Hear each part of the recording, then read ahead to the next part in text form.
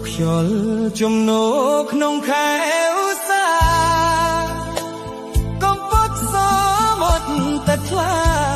គុណកបនេត្រាចិន្តាមិនណាយបផាយពន់ក្លិនក្រអូបសាយទេសចរជីទូកសបាយលំហែកាយលើកទេជលសា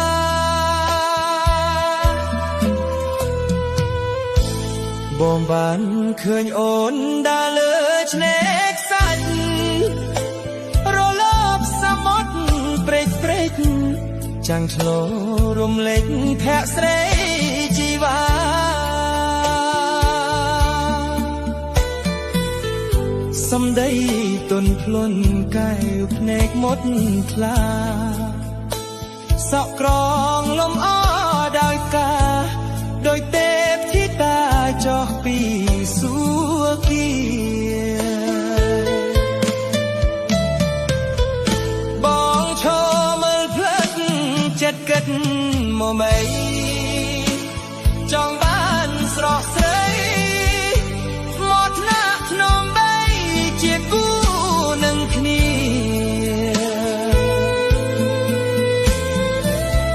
ប្រៀបដូចសូរិយានឹងដួងចន្ទ្រាចិត្តស្មោះស្ម័គ្រដូរដាច់គ្រប់គ្រាមួយឆ្នាំជួបគ្នាមិនខានបងអង្គុយគិតអាណិតខ្លួនជីវិតកនដោយកនដែងដៃខ្លីកុំឈងស្នេហ៍អូនដេកបានគ្រួសារអូនមានមាសប្រាក់លុយឡានបងក្រទ្រព្យໄວមិនមានស្រស់កលយានអូនស្នេហ៍គេចង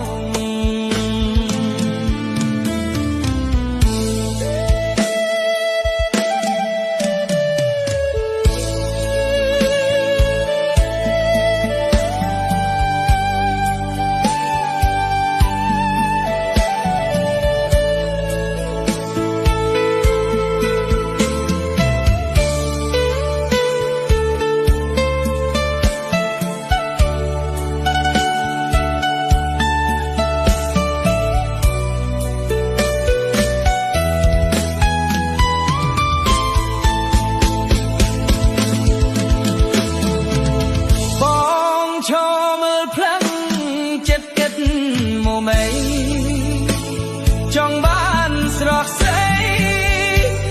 មកថ្នាក់ក្នុងបីជាគូនឹងគ្នា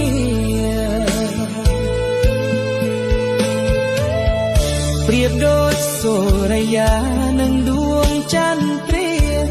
ចិត្តស្មោះស្ម័គ្រដូរដាច់គ្រប់គ្រាមួយឆ្នាំជួបគ្នាមិនខានបងអង្គុយគិតអាណិតខ្លួនឯងជីវិតកនដោយកនដែងតែខ្លីកុំឈងស្នេហ៍អូនដេកបានគ្រួសារអូនមានមាសប្រាក់លុយឡានបងក្រទ្រព្យໄວមិនមានស្រកលយានអូនស្នេហ៍គេឈរ